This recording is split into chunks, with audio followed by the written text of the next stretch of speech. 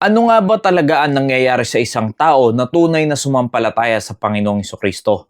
Ipapaliwanag natin kadugsong nung video natin nung nakaraan kung bakit hindi talaga nawawala ang kaligtasan. Una, dapat maunawaan mong maigi kung ano ba talaga ang nangyari sa'yo nung ikaw ay sumampalataya sa Panginoong Hesus. Tatandaan natin na according to Romans 6:23, ang salvation po ay regalo ng Diyos. Yan ay gift of God. Mababasa rin natin yan sa Ephesians chapter 2 verse 8. Ikaklaro lang natin ulit na ang regalo ay hindi mo yan pinaghirapan. Hindi mo yan pinagtrabahuhan. Ang regalo ay ibinigay na lang sa'yo. Ang tanging kailangan mong gawin sa regalo ay tanggapin ang regalo na inaalok ng Diyos na kaligtasan sa pamamagitan ng pananampalataya sa Panginoong Hesus sa ginawa niya sa krus ng Kalbaryo na siya ay namatay, inilibing at nabuhay magmuli ng ikatlong araw. Dahil ang regalo ay hindi naman natin literal nakikita sa ating mga mata, ang dapat natin gawin para matanggap ang regalo ay true faith sa pamamagitan ng pananampalataya. Now, ito yung dapat mong malaman. Nung ikaw ay sumampalataya sa Panginoong Hesus, ito ang nangyari sa'yo. But as many as receive Him, yung many po na tinutukoy dyan ay tayo. At yung ating tinanggap ay ang Panginoong Hesus. To them gave He power to become the sons of God. Doon pa lamang tayo naging anak ng Diyos, even to them that believe on His name. Kaya nga mga kaibigan, mga kapatid, ito ang masakit na katotohanan. Hindi lahat ng tao ay anak ng Diyos. Lahat ay nilikha ng Diyos pero hindi lahat ay anak niya.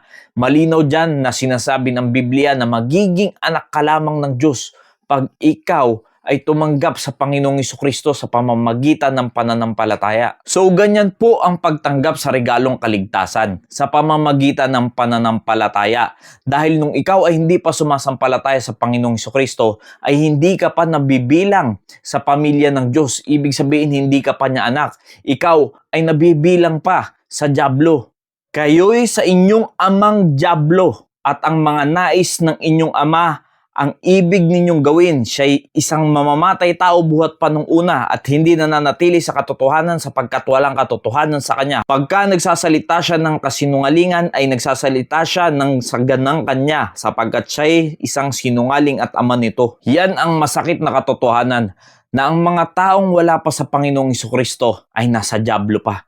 Dahil ito ang sinasabi ng Biblia. Ibig sabihin, ang mga taong wala pang pananampalataya sa Panginoong Hesus ay hindi pa nabibilang sa pamilya ng Diyos. Ibig sabihin, hindi ka pa nagiging anak ng Diyos. Ikaw ay sa dyablo pa. In whom the God of this world hath blinded the minds of them which believe not, lest the light of the glorious gospel of Christ, who is the image of God, should shine unto them. Napakalinaw po dyan, yung tinutukoy dyan na God of this world ay si Satan po yan. At malinaw dyan, yung mga walang pananampalataya sa Panginoong Hesus ay binulag sa katotohanan. Kaya ang nalalaman lang ng tao ay ang kasinungalingan ng dyablo, ang kasinungalingan ng mundong ito at wala pa sila sa katotohanan. Tulad ng sinasabi ng binasa natin kanina, si Satan ay ang ama ng kasinungalingan kahit walang katotohanan sa kanya. Kaya nga sinasabi din ng Biblia, si Jesus Christ ang katotohanan, ang daan at ang buhay. At ang pagiging anak po ng Diyos, yan yung tinatawag na pagiging born again. Ibig sabihin, ipinanganak ka spiritually,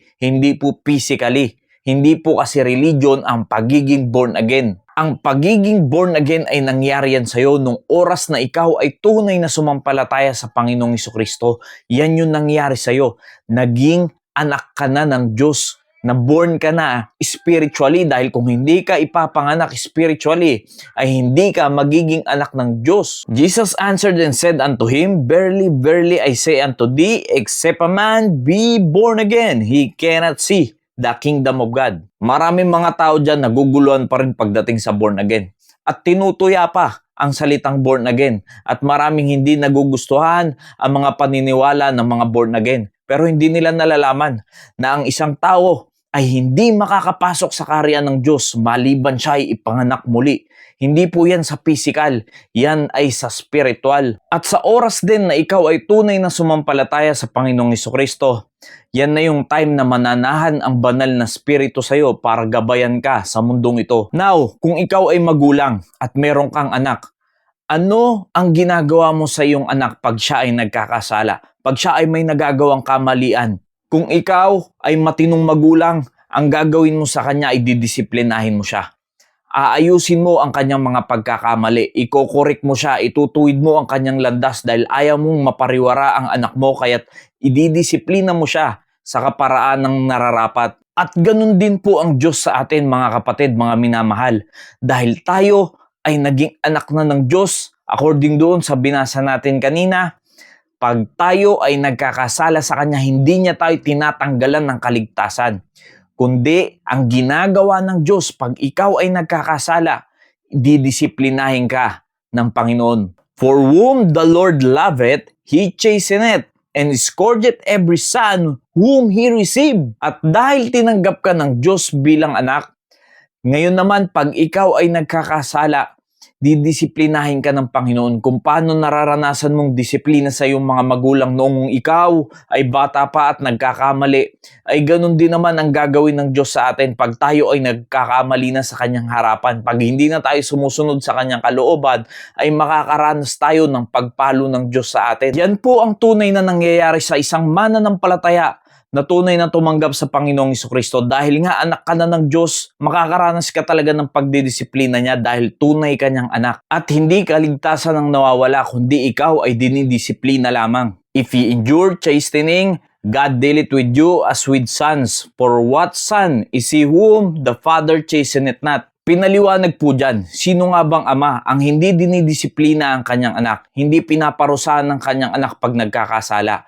Nililinaw ng Panginoon, kung tunay kanyang anak, ikaw ay didisiplinahin niya. But if ye be without chastisement, whereof all are partakers, then are ye bastards and not sons. Ngayon, ito ang titignan mo sa iyong sarili. Kung ikaw ay patuloy na gumagawa ng kasalanan tapos hindi ka nakakaranas ng pagpalo ng Diyos na para bang okay pa rin ang lahat sa'yo, mag-ingat ka kaibigan, baka hindi ka talaga anak ng Diyos, baka ikaw ay bastard. Kaya nga hindi madali ang maging anak ng Diyos dahil pag ikaw ay nagkakasala at tumutuloy ka sa iyong mga kasalanan, hindi pwedeng hindi ka didisiplinahin ng Panginoon, hindi pwedeng hindi ka niya parusahan sa mga pinaggagawa mo dahil lahat yan ay may consequences. Sabi ng Biblia, kung ano ang iyong itinatanim, yun din naman ang siya mong aanihin. Kaya kung ikaw ay patuloy sa kasalanan, ang Diyos naman dahil anak ka niya, ay didisiplinahin ka niya. Now, ito ang tatandaan nyo mga kaibigan, hindi porket mahabagin ng Diyos at ang kanyang biyaya